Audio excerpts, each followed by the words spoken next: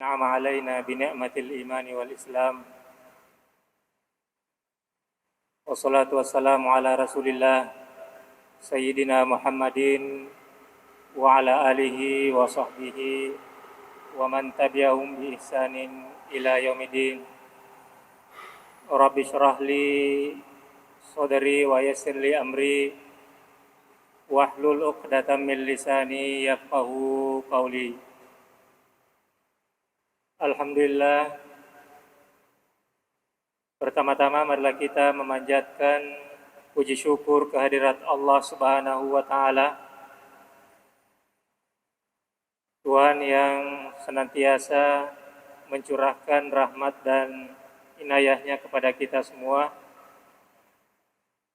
sehingga alhamdulillah kembali lagi kita menunjukkan keimanan dan ketakwaan kita kepada Allah Subhanahu wa taala melalui serangkaian ibadah. Kita telah melaksanakan salat maghrib secara berjamaah, dan semoga Allah Subhanahu wa taala memberikan pahala yang terbaik di sisinya, amin ya rabbal alamin. Salawat dan salam mari kita aturkan kepada junjungan kita Rasulullah Muhammad sallallahu alaihi wasallam, Nabi yang senantiasa kita teladani, kita jadikan sebagai uswatun hasanah, dan semoga kita ini terus istiqamah di dalam mengikuti sunnah-sunnah beliau. Baik jamaah yang berbahagia, kita akan melanjutkan kajian tafsir kita, masih berada di surah Ar-Rum, tepatnya di ayat 20. Jadi kita sekarang masuk di ayat 20 surah Ar-Rum. Jamaah yang dirahmati Allah, silakan bisa membuka mushaf, bisa membuka Al-Quran, dan kita akan melihat dan mengkaji sedikit demi sedikit untuk menimba, mendalami apa makna yang dikandung di dalam setiap ayat yang kita baca. Jamaah yang berbahagia, seperti biasanya sebelumnya saya mengundang lagi salah seorang jamaah untuk melakukan tahsinul qiraah, membaca satu atau dua buah ayat.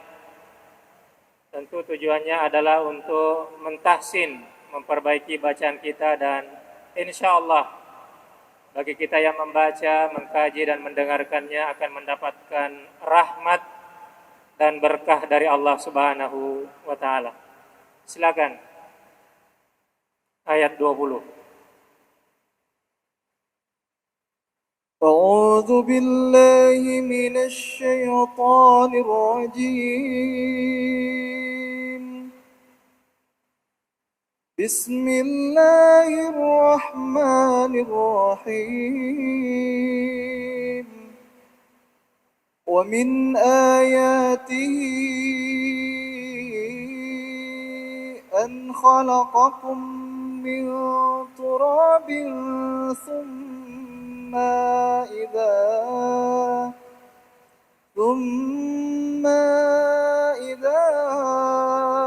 أنتم بشر تنتظرون ومن آياته أن خلق لكم من أنفسكم أزواجا لتسكنوا إليها وجعل بينكم مودة ورحمة إن في ذلك لآيات لقوم يتفكرون صدق الله العظيم. Syukran, jazakallah khairan katsira. Baik jamaah yang berbahagia, Mari kita kembali melihat ayat demi ayat. Namun sebelumnya kita kembali lagi menengok ayat sebelumnya untuk kemudian nanti kita sambung dengan ayat yang akan kita kaji pada malam ini.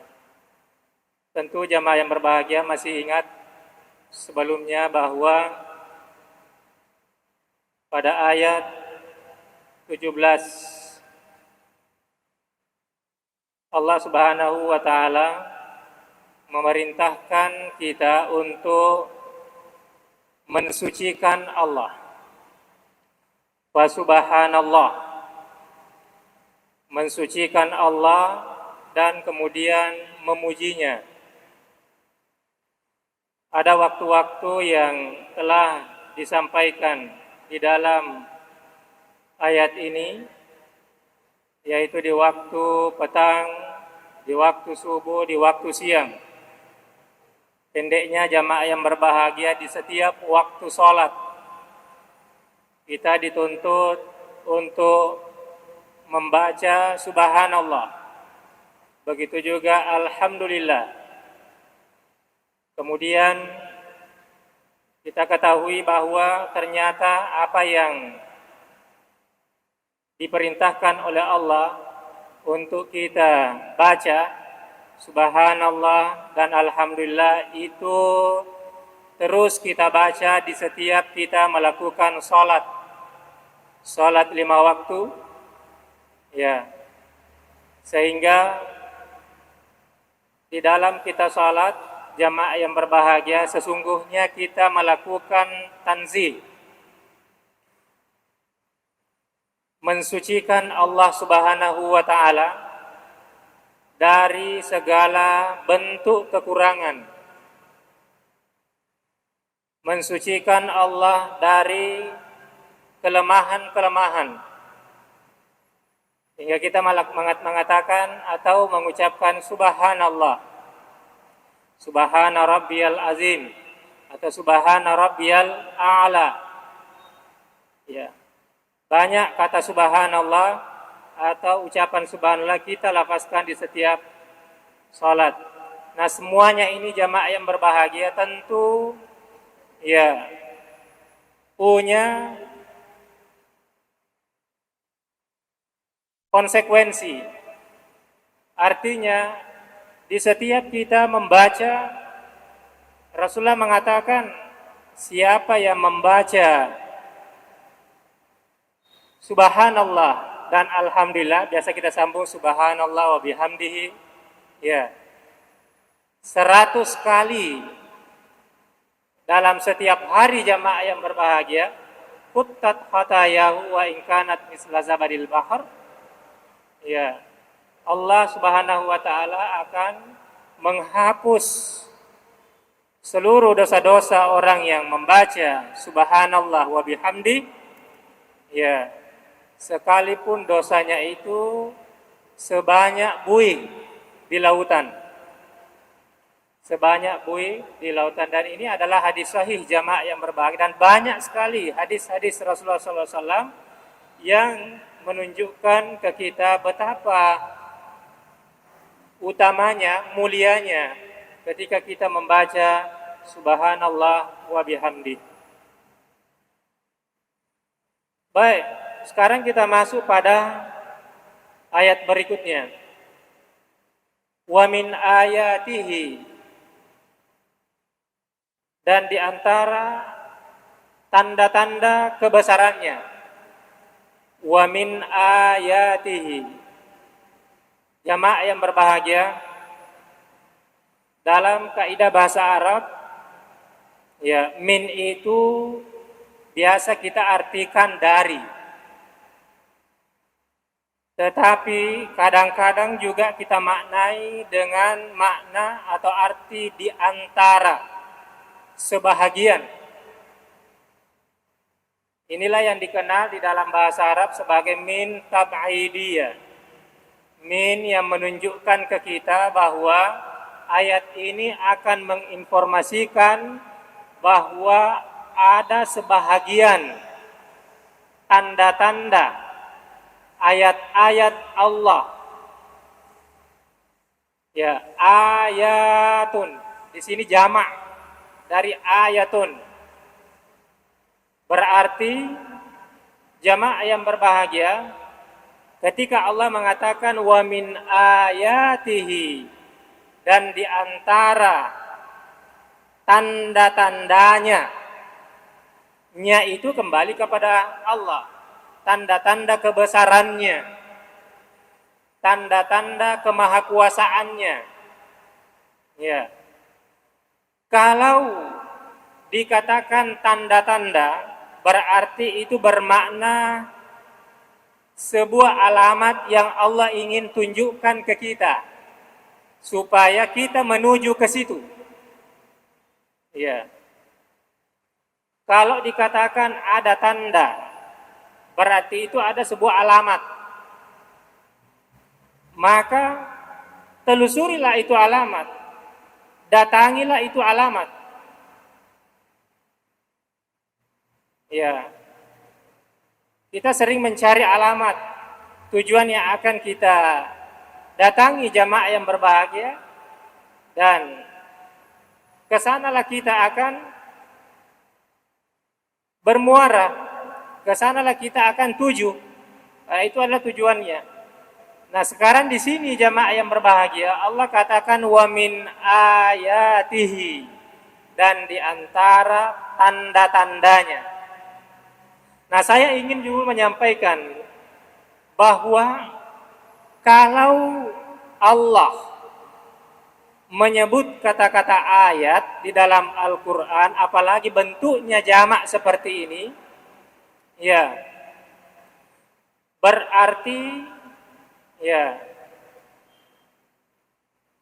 alamat-alamat atau tanda-tanda, ya, tanda-tanda itu tak terbilang jamaah yang berbahagia. Ini hanya sebahagian saja yang Allah ingin tunjukkan ke kita. Mengapa hanya sebahagian? Coba di ayat yang lain dikatakan laukanal bahru, seandainya laut mau dijadikan ya tinta untuk menulis ayat-ayat Allah, air laut jamaah yang berbahagia, dan seluruh kayu yang ada di hutan dijadikan pena, itu tidak cukup untuk menulis ayat-ayat Allah. Bayangkan.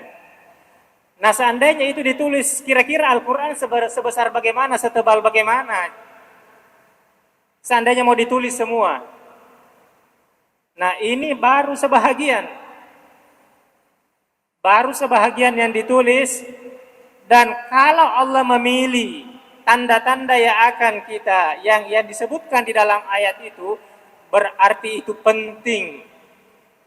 Penting untuk kita ketahui bersama. Ada petunjuk yang bisa kita ambil di dalamnya. Mari kita lihat. An khalaqakum min turabin. Ya. An khalaqakum min turabin. Bahwa dia telah menciptakan kamu min turabin, dari tanah. Dari tanah.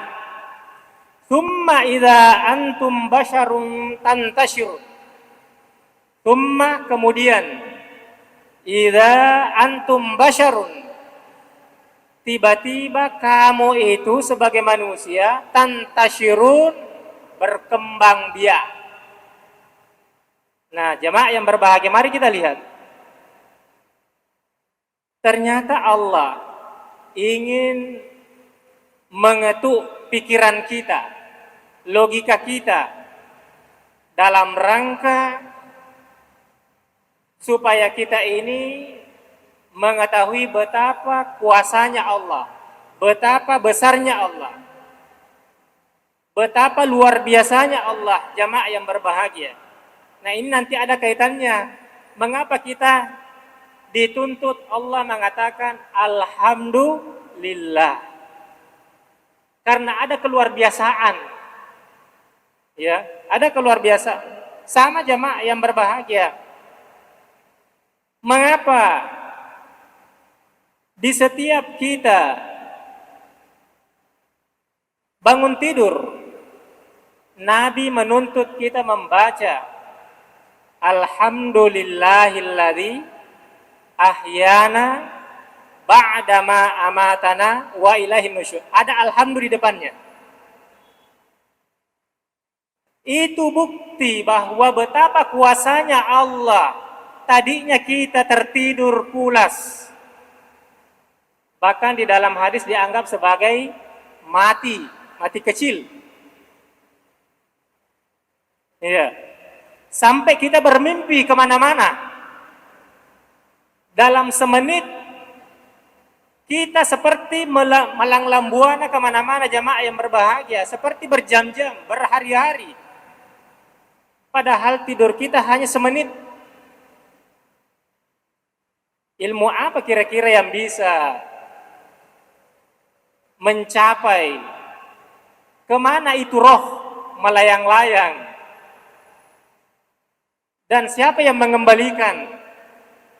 Dan sehingga kita terbangun, sadar kembali seperti biasanya. Allah. Sehingga kita mengatakan Alhamdulillah. Begitu juga dengan yang lain-lain jamaah yang berbahagia. Banyak sekali doa-doa yang diajarkan oleh Rasulullah. Ya, dengan dimulainya dengan Alhamdulillah. Coba perhatikan. Di dalamnya pasti ada pelajaran bahwa betapa kuasanya Allah. Betapa luar biasanya. Nah, ini salah satunya adalah khalaqakum min turab. Dulu Adam itu tercipta dari tanah. Tercipta dari tanah. Kita pun ini jamaah yang berbahagia memakan makanan yang sari-sarinya tumbuh-tumbuhan itu tumbuh dari tanah. Ada zat-zat tanah yang ada dalam diri kita. Iya. Adam diciptakan dari tanah secara langsung. Iya. Kemudian itulah yang berkembang nanti. Diciptakan Hawa sebagai orang kedua. Kemudian antara Adam dan Hawa terjadi perkawinan, jamaah yang berbahagia. Lahirlah anaknya, dan itu terus berkembang dan berkembang sampai saat ini. Inilah yang dikatakan summa idza antum basyarun tantashirun. Sampai tiba-tiba kalian itu berkembang biak. Ya. Tantashirun intashara, berkembang. Bahkan bisa juga dipahami jamaah yang berbahagia, tadinya hanya dari segumpal atau setitik air mani yang bercampur dengan opum, terjadi pembuahan jamaah yang berbahagia, itu terjadi perkembangan. Kemudian menjadi apa? Segumpal darah, segumpal daging.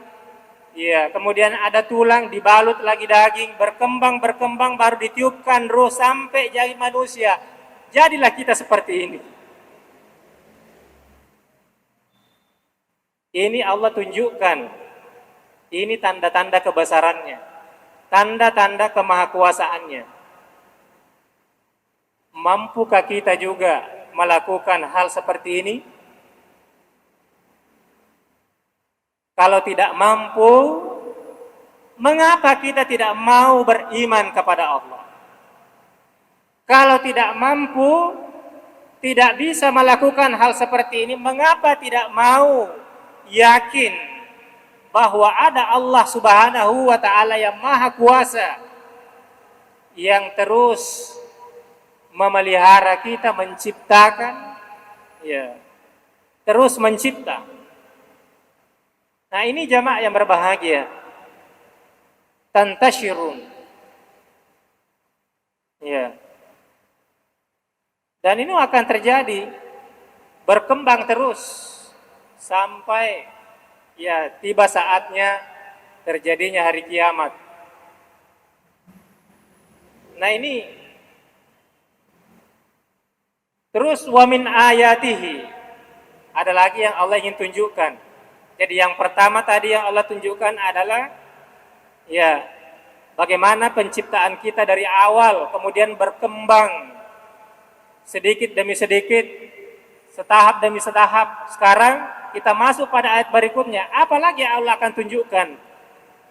Wa min ayatihi an khalaqalakum min anfusikum azwaja litaskunu ilaiha wa ja'ala bainakum mawaddatan wa rahmah inna fi dzalika laayati liqaumin yatafakkarun. Ayat ini jamaah yang berbahagia sangat-sangat populer. Sangat-sangat populer kalau ada yang akan melangsungkan pernikahan. Bahkan di setiap undangan pernikahan itu ada ayat ini ditulis. Nah, cuma sayangnya ada yang perlu diperhatikan bagi kita umat Islam. Jangan kita mencetak ayat seperti ayat ini, karena ini selalu dicetak di undangan-undangan pernikahan, tetapi menyimpang di sembarangan tempat, bahkan biasa didapatkan diinjak-injak. Padahal ini ayat. Ya, ini ayat. Ini ayat. Makanya jangan ditulis di undangan ayatnya. Jangan ditulis ayatnya. Cukup tafsirannya atau terjemahnya saja yang ditulis. Jangan ayatnya. Karena kapan undangan itu, sampul undangan itu, atau isinya itu, ya diinjak-injak, itu tanggung jawabnya. Itu sama saja tidak menghargai, tidak memuliakan ayat-ayat Allah Subhanahu wa ta'ala. Bagus sih, bagus. Tetapi hati-hati. Ya, kalau itu disimpan atau langsung dibakar, tidak ada masalah. Ya, tidak ada masalah. Tetapi kalau itu disimpan di sembarangan tempat, di tempat kotoran, padahal itu adalah firman Allah. Itu ada ayat-ayat Allah. Ini ayat ini terkenal sekali. Dan sangat sering dikupas oleh para para penceramah yang menyampaikan khutbah nikah. Wa min ayatihi, dan di antara ayat-ayat Allah atau tanda-tanda kebesarannya, an khalaqalakum min anfusikum azwaja. Ya.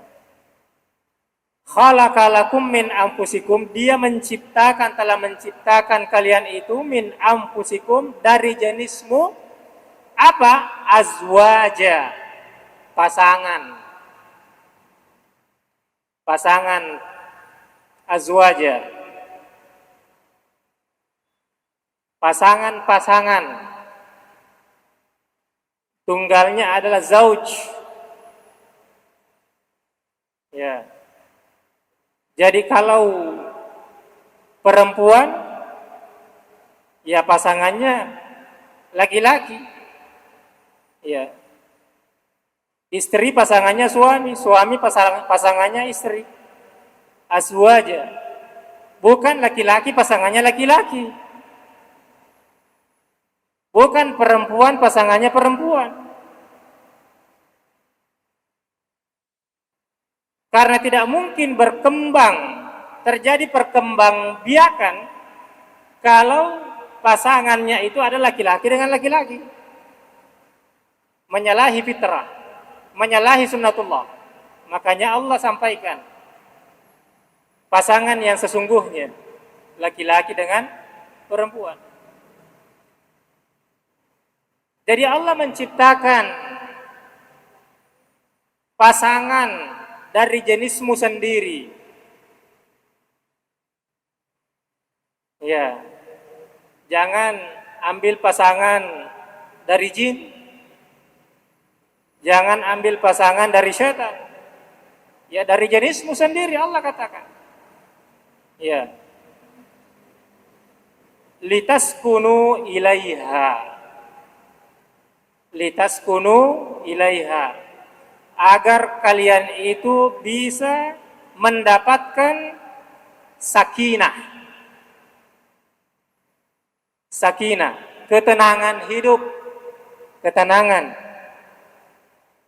Jadi litaskunu jamaah yang berbahagia adalah agar kalian itu bisa mendapatkan sakinah, ketenangan. Ya.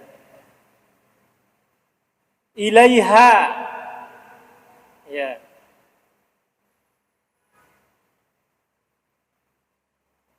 Wa ja'ala bainakum mawaddata wa rahmah. Dan dia menjadikan di antara kalian itu mawaddah wa rahmah. Mawaddah, cinta, cinta kasih, rahmah dan kasih sayang. Nah, mari kita lihat jamaah yang berbahagia dulu. Ternyata Allah Subhanahu wa ta'ala bukan hanya menjadikan sesuatu yang berbentuk fisik atau menciptakan sesuatu yang bisa kita lihat. Tetapi Allah juga menjadikan sesuatu yang abstrak yang tidak bisa kita lihat tetapi bisa kita rasakan di dalam diri kita. Ya. Itulah yang disebut dengan sakinah, mawaddah, warahmah. Ketenangan, cinta, dan kasih sayang. Nah, untuk mendapatkan ini jamaah yang berbahagia, ternyata Allah tunjukkan bahwa salah satu tanda-tanda kemahakuasaannya Allah, kemahabesarannya Allah, ya, itu bisa kita rasakan yang seperti ini tadi melalui dengan pasangan kita. Melalui dengan pasangan kita, azwaj. Jadi kalau ada orang kawin jamaah yang berbahagia, punya pasangan hidup, tetapi tidak sakinah, tidak merasa tenang, tidak merasa nyaman, punya pasangan hidup, apakah itu suami atau istri? Oh, berarti dipertanyakan hubungan perkawinannya, ada apa? Pasti ada yang salah. Pasti ada yang salah. Kenapa bisa? Ya. Allah jadikan kita itu pasangan litaskunu supaya kita ini bisa merasakan ketenangan. Nah, kenapa justru ada rumah tangga? Di dalamnya justru kita temukan kekerasan-kekerasan. Ada apa? Kenapa tidak ada kedamaian? Kenapa tidak ada ketenangan hidup? Ya. Berarti personnya yang perlu dipertanyakan. Sudah pahamkah hakikat pernikahan di dalam Islam? Ya. Makanya jamaah yang berbahagia,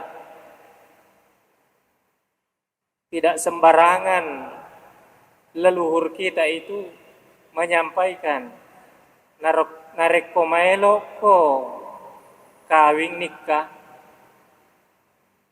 mampulah dulu menyitari dapur sebanyak 7 kali. Mulai maka macam nere biar dukurengnya itu. Ini pasang nasihat bukan nasihat sembarangan. Kalau hanya mau dikelilingi begitu saja jamaah yang berbahagia, namuek kasiratu wadito. Iya. Artinya matanglah, dewasalah dulu,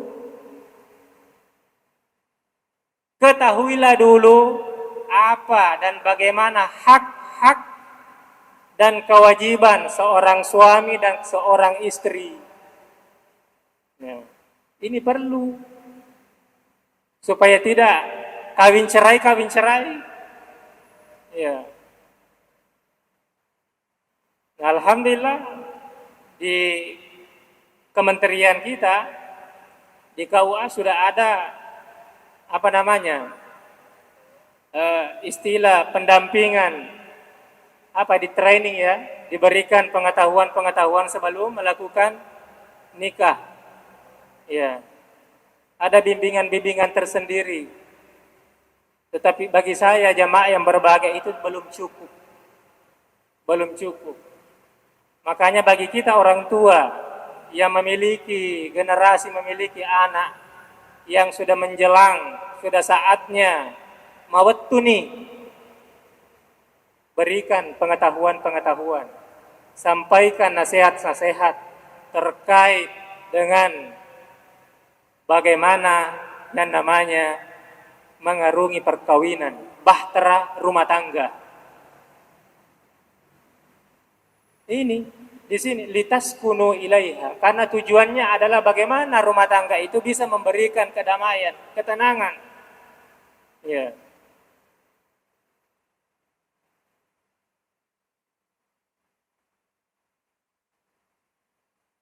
Kemudian mawaddah,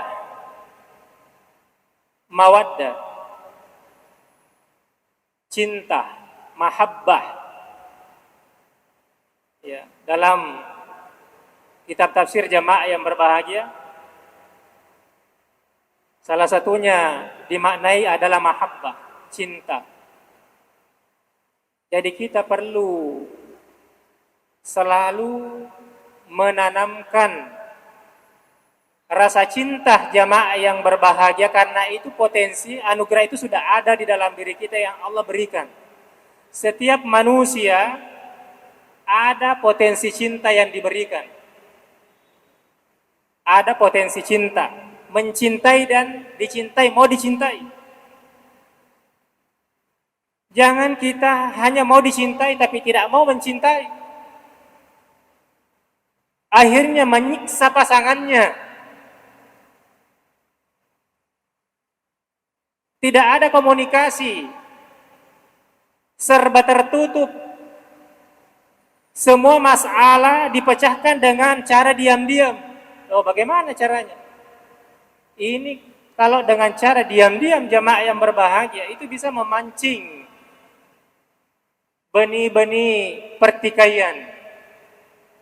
Coba cari solusi yang didasari dengan rasa cinta. Cari jalan, cari solusi kalau perlu, jangan dengan pertikaian, pertengkaran, tapi dengan dasar cinta.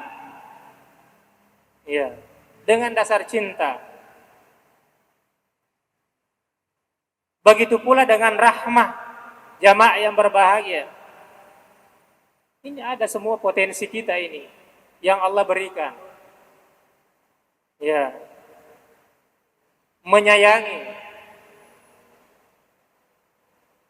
mesebabuah.